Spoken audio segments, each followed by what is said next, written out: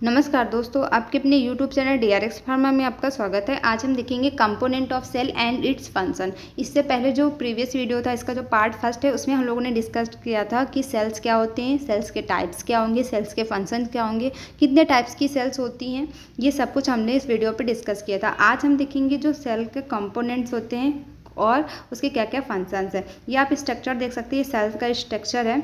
इसमें आप जो मेन जो कंपोनेंट होते हैं वो होता है सेल मेम्ब्रेन, साइटोप्लाज्म और न्यूक्लियस। बाकी सारे ऑर्गेनल्स होते हैं, मेन यही होते हैं। ये तीन मेन सेल्स के कंपोनेंट हैं। तो आज हम इनको डिटेल पर डिस्कस करेंगे। Membrane and plasma membrane. Cell membrane को हम लोग क्या कहते हैं? सेल मेम्ब्रेन को हम लोग प्लाज्मा मेम्ब्रेन भी कहते हैं। ये outermost covering of an animal cell, ठीक है। ये एनिमल सेल्स की बात करें तो इसकी एनिमल्स की सबसे फर्स्ट जो आउटर कवरिंग होती है सेल्स की, वो होती है प्लाज्मा मेम्ब्रेन। यदि यहाँ पे हम लोग प्लांट सेल की बात करते हैं तो वहाँ पे जो आउटर मोस्ट कवरिंग होगी वो क्या होगी? सेल वॉल होगी। तो यहाँ पे हम एनिमल सेल्स या ह्यूमन सेल्स की बात कर रहे हैं तो यहाँ पे जो आउटर मोस्ट कवरिंग होगी वो होगी सेल मेम्ब्रेन, ठीक है। It separates the internal content of the cell from the external environment, ठीक है। ये काम क्या वर्क करती है? इसका एक तरीके से इसका वर्क ये होता है कि जो इसके अंदर इंटरनल कंटेंट है, मतलब इस सेल के अंदर जो कंटेंट है और सेल के बाहर जो इन्वायरमेंट है, उनको सेपरेट का काम करती है। मतलब इसके अंदर का जो इन्वायरमेंट है और इसके बाहर का जो इन्वायरमेंट है उसको एक तरीके से क्या करती है? एक तरीके से सेपरेट करने का वर्क करती है। फिर हम लोग देखेंगे स्ट्रक्चर ऑफ सेल। यहाँ पे स्ट्रक्चर ऑफ सेल का मतलब ये सेल मेम्ब्रेन का स्ट्रक्चर, ठीक है।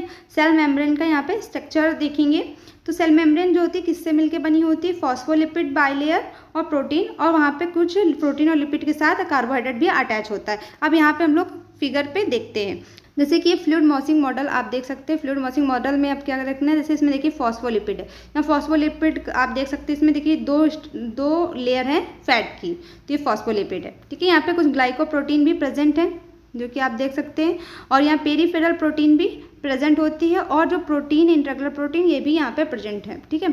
तो इस तरीके से ये फ्लूइड मॉसिंग मॉडल है, जो ये एक सेल मेम्ब्रेन का स्ट्रक्चर भी है, ठीक है। इसे माइक्रोस्कोप से देखते हैं तो ये स्ट्रक्चर सेल मेम्ब्रेन का स्ट्रक्चर है।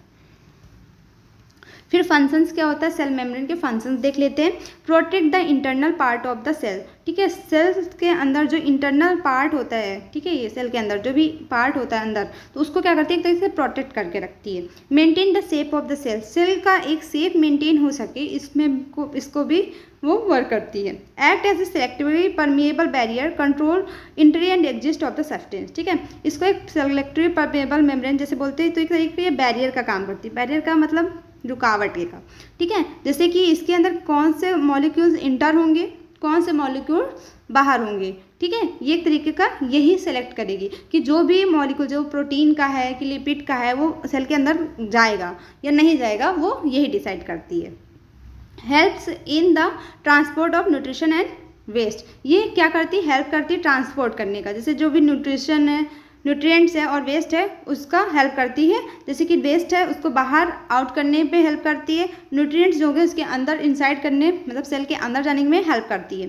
Support cell communication and signal reception, ठीक है। ये क्या करती है? सेल्स के कम्युनिकेशन में भी हेल्प करती है। सिग्नल जो होते हैं एक सेल से दूसरे सेल से, दूसरे सेल से तीसरे सेल में जो सिग्नल्स पहुँचते हैं उनको भी रिसीव करने का हेल्प करती है। फिर इसके बाद इसका जो नेक्स्ट मेन कंपोनेंट है वो है साइटोप्लाज्म, ठीक है। Cytoplasm is the gel like semi fluid substance. Cytoplasm जो होता है एक तरीके का जेल लाइक, ठीक है, जेल के तरीके एक सेमी फ्लूइड सब्सटेंस होता है, जो कि क्या बोलते हैं? सेल मेम्ब्रेन और न्यूक्लियस के बीच में जो स्पेस होता है वहाँ पे फिल होता है। जैसे कि स्ट्रक्चर पे फिगर पे देख सकते हैं कि ये साइटोप्लाज्म में जो फ्लूइड फिल है, तो ये क्या है? इसके अंदर फिल है, ठीक है। ये फिल कहाँ पे फिल होता है? ये सेल मेम्ब्रेन है आउटर लेयर, और ये न्यूक्लियस, इन दोनों के बीच में जो भी ये फिल रहता है, जो सेमी फ्लूइड लिक्विड जो फिल रहता है, जिसमें बहुत सारे ऑर्गेनल्स जो होते हैं क्या कर रहे होते हैं? फ्लोट कर रहे होते हैं, ठीक है। तो उसको बोलते हैं cytoplasm. It hold all the organelles of the cells. फिर हम देखेंगे फंक्शन ऑफ साइटोप्लाज्म। साइटोप्लाज्म के क्या फंक्शन होंगे? Support and suspend the cell organelles, ठीक है। जैसे कि ये सेल है, ठीक है, यहाँ पे आपका न्यूक्लियस प्रेजेंट है, और यहाँ पे जो फ्लूइड फिल है साइटोप्लाज्म, यहाँ पे आपके क्या? माइटोकॉन्ड्रिया है, ठीक है, गोल्गी अपरेटस है, जितने भी सेल ऑर्गेनल्स हैं उनको हेल्प करता है, और क्या करता है, एक जगह से दूसरी जगह जाते हैं, ऐसे एक तरीके से फ्लोट करते रहते हैं, तो उनको भी एक तरीके से ये सपोर्ट करता है। फिर है provide a medium for chemical reaction, ठीक है, ये एक तरीका केमिकल रिएक्शन होने के लिए एक मीडियम भी प्रोवाइड करता है। जैसे कि जो भी कॉम्प्लेक्स मॉलिक्यूल्स हैं, ठीक है, उनको सिंपल मॉलिक्यूल्स में तोड़ दे, तो जैसे कि ग्लाइकोलिसिस होती है, ठीक है, इस तरह की बहुत सारी रिएक्शंस होती हैं, तो ये सब इसी के अंदर होती हैं, ठीक है, साइटोप्लाज्म के अंदर। तो इसमें भी एक तरीके का ये हेल्प करता है। Help in movement of material within the cell, ठीक है, ये भी सेल्स के अंदर क्या जो मटेरियल होगा, ठीक है, उसका मूवमेंट करने पे भी ये हेल्प करती है। Store nutrients and waste product, ठीक है, ये वेस्ट प्रोडक्ट और जो न्यूट्रिएंट्स है इसको स्टोर करने पे भी साइटोप्लाज्म हेल्प करवाता है। Assist in cell expansion and growth, ये सेल को क्या करता है, ग्रोथ करने पे भी हेल्प करता है और एक्सपैंड करने पे भी हेल्प करता है। Help maintain cell shape and consistency, ये सेल का शेप भी मेंटेन करने के लिए हेल्प करता है। फिर नेक्स्ट हम देखेंगे न्यूक्लियस। इसका न्यूक्लियस भी एक मेन कंपोनेंट है सेल्स का। Nucleus is a large, nucleus large होता है, राउंड या ओवल शेप का दिखेगा, जैसे कि स्ट्रक्चर में देख सकते हैं। Found in most eukaryotic cells, ठीक है, यूकैरियोटिक सेल्स में ये मोस्टली पाया जाता है। It known as the control centre of the cell, ये मोस्ट इंपॉर्टेंट लाइन है, कभी कभी एग्जाम में पूछ लेता है कि सेल का जो कंट्रोल सेंटर होता है उसे किसे कहते हैं, तो बता सकेंगे आप न्यूक्लियस। तो न्यूक्लियस को हम लोग क्या बोलते हैं, control centre of the cell, क्योंकि it regulates our cellular activity, क्या करता है, जितनी भी सेल्स के अंदर एक्टिविटी हो रही होती है वो उसका हेल्प करता है कि उसे कैसे रेगुलेट करें, ठीक है। फंक्शन ऑफ न्यूक्लियस, न्यूक्लियस के क्या क्या फंक्शन है आज हम देखेंगे। Control all activities of cell, cell की जितनी भी एक्टिविटी होती है उसको कंट्रोल करता है, चाहे वो ग्रोथ की हो, चाहे मेटाबॉलिज्म की हो, चाहे रिप्रोडक्शन की हो, सबका कंट्रोल किसके पास होता है, न्यूक्लियस के पास। फिर सेकेंड है store genetic material DNA which carry instruction for sale function, ठीक है, ये क्या करता है, डीएनए का स्टोरेज भी किसके अंदर होता है, न्यूक्लियस के अंदर होता है। Regulate protein synthesis through mRNA, ठीक है, एमआरएनए के थ्रू ये क्या करता है, प्रोटीन का भी रेगुलेशन करता है। Forms ribosome in the nucleus, ठीक है, न्यूक्लियोल्स, ठीक है, न्यूक्लियोल्स कहाँ प्रेजेंट होता है, न्यूक्लियस के अंदर, जैसे न्यूक्लियस है इसके अंदर क्या प्रेजेंट होता है, न्यूक्लियस के अंदर प्रेजेंट होता है न्यूक्लियोल्स, जिसके अंदर क्या होता है, राइबोसोम का फॉर्मेशन होता है। तो ये भी पूरा पार्ट किसके अंदर आ जाता है, न्यूक्लियस के अंदर, तो इसलिए एक तरीका फंक्शन है न्यूक्लियस के अंदर भी इसका फंक्शन ये हो सकता है। Plays a major role in cell division and inheritance, ठीक है, इसका मेजर रोल क्या होता है, सेल का डिवीजन कराने पे और इनहेरिटेंस, मतलब कि पेरेंट्स का जो जीन है वो उसके बच्चों पे जा सके, ठीक है, तो इस तरीके में ये हेल्प कराता है कि एक जो जनरेशन टू जनरेशन जीन का जो हो वो ट्रांसफ़र होता रहे, डीएनए का ट्रांसफ़र होता रहे, तो इसमें भी इसका मेन रोल होता है।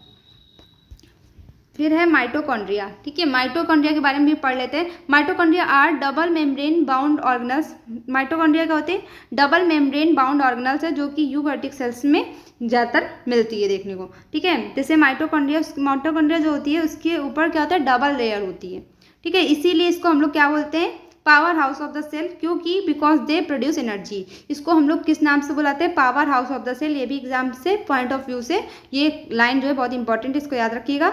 सेल का ये पावर हाउस है क्योंकि ये एनर्जी प्रोड्यूस करता है। फिर हम देखते हैं स्ट्रक्चर ऑफ माइटोकॉन्ड्रिया। माइटोकॉन्ड्रिया का स्ट्रक्चर देखते हैं, तो इसके अंदर जो मेन 4 पार्ट होते हैं, outer membrane, inner membrane, cristae और मैट्रिक्स, ये 4 इंपॉर्टेंट पार्ट हैं माइटोकॉन्ड्रिया का, इसको याद रखना। आउटर मेम्ब्रेन जो होती है वो स्मूथ होती है और कवर द ऑर्गेनेली, मतलब माइटोकॉन्ड्रिया को क्या करती है, आउटर मेम्ब्रेन बहुत स्मूथ होती है और कवर करती है माइटोकॉन्ड्रिया को, ठीक है। इनर मेम्ब्रेन, जिसकी इनर मेम्ब्रेन होती है वो थोड़ा सा फोल्डेड होती है स्ट्रक्चर में, मतलब ऐसे फोल्डेड, जिसको हम लोग क्रिस्टाई कहते हैं, और टू इंक्रीज सरफेस एरिया, और ये क्या करती है, सरफेस एरिया को थोड़ा सा बढ़ा देती है। क्रिस्टी जो होते हैं fold where enzyme are located for energy production. Cristae जो हम बताएं, जो इनर मेम्ब्रेन होती है उसी पे एक फॉर्मेशन होता है, फोल्डेड स्ट्रक्चर होता है, उसको क्रिस्टी बोलते हैं, और ये क्या करती है, एंजाइम का फॉर्मेशन करती है एनर्जी प्रोडक्शन करने के लिए। मैट्रिक्स, इनर फ्लूइड फील्ड, ठीक है, मैट्रिक्स जो होता है उसके अंदर फ्लूइड फील्ड होता है, और उसके अंदर क्या क्या एंजाइम, डीएनए एंड राइबोसोम, ये सारी चीज़ें प्रेजेंट होती हैं, जैसे कि स्ट्रक्चर पे देखते हैं। तो ये जो आउटर लेयर दिख रही है माइटोकॉन्ड्रिया की, ये आउटर लेयर है, ठीक है, इसके अंदर जो ये फोल्डेड करके दिख रहा है, ये क्या है, आपका इनर लेयर है। फिर इसके बाद ये माइटोकॉन्ड्रिया का क्रिस्टी है, जैसे फोल्डेड स्ट्रक्चर दिख रहा है, ये क्या है, क्रिस्टी, और ये जो इसके अंदर फ्लूइड फील्ड है वो होता है मैट्रिक्स, ठीक है। ये मेन 4 स्ट्रक्चर याद रखना।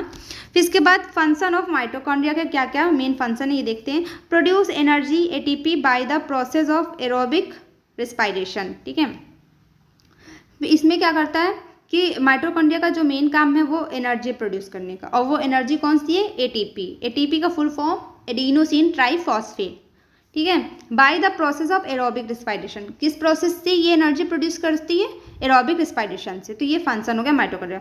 Provide energy for all cellular activities, जितनी भी सेल को एक्टिविटी करने के लिए जो एनर्जी चाहिए होती है वो यही प्रोवाइड करता है। हेल्प इन सेलुलर मेटाबॉलिज्म, जैसे सेल के अंदर कोई मेटाबॉलिज्म होता है तो उसमें भी ये हेल्प करता है। नेक्स्ट है contain its own DNA and ribosome, ठीक है। ये क्या करता है? खुद का डीएनए और खुद का राइबोसोम रखता है एंड कुछ खुद की प्रोटीन भी रखता है, ठीक है। इसके बाद खुद का डीएनए होता है, खुद का राइबोसोम होता है और खुद की कुछ प्रोटीन्स भी होती है, ठीक है।